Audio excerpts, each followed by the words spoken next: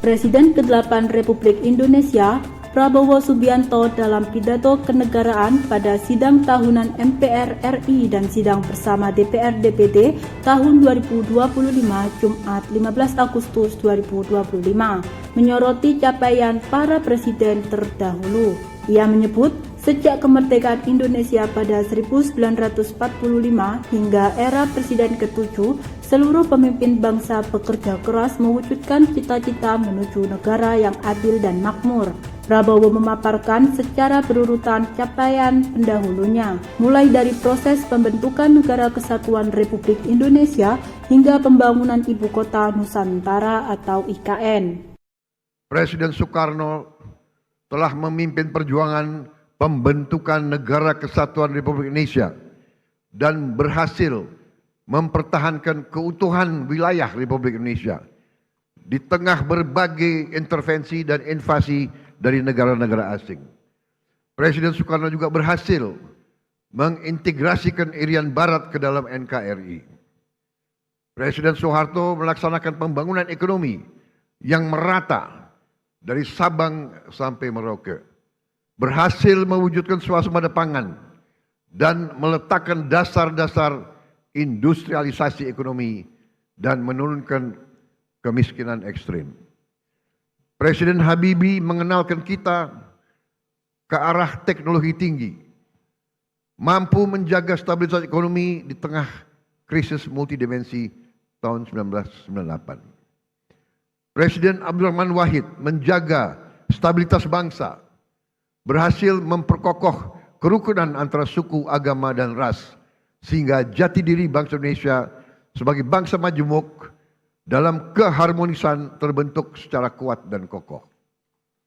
Presiden Megawati menyelesaikan proses pemulihan ekonomi akibat krisis ekonomi dan moneter yang berkepanjangan, menyelesaikan ribuan kasus perusahaan-perusahaan yang kolaps akibat krisis moneter 1998 dan melaksanakan pemilihan umum secara langsung untuk pertama kalinya serta memperkuat lembaga-lembaga negara.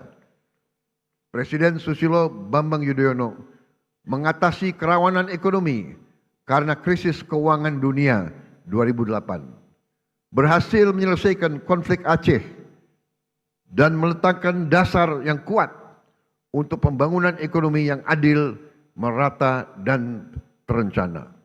Presiden Joko Widodo membangun berbagai infrastruktur penting, meningkatkan konektivitas antara sentra-sentra ekonomi, memimpin kita di saat yang kritis, yaitu pandemi COVID-19, sehingga Indonesia termasuk salah satu negara yang paling cepat pulih dari dampak pandemi, keluar dari kesulitan ekonomi, dan juga beliau merintis pembangunan Ibu Kota Negara Nusantara dan meletakkan dasar strategi hilirisasi sumber daya alam Indonesia. Selain itu, Prabowo juga menyinggung proses transisi kepemimpinan dari Presiden ke-7 Joko Widodo ke pemerintahannya pada 2024 lalu.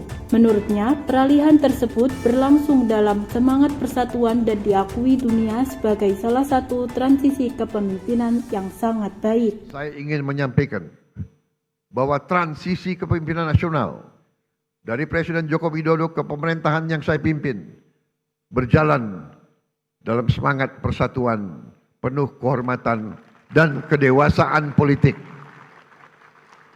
Peralihan kepemimpinan yang diakui dunia sebagai peralihan yang lancar dan sangat baik adalah bukti demokrasi kita matang dan kuat.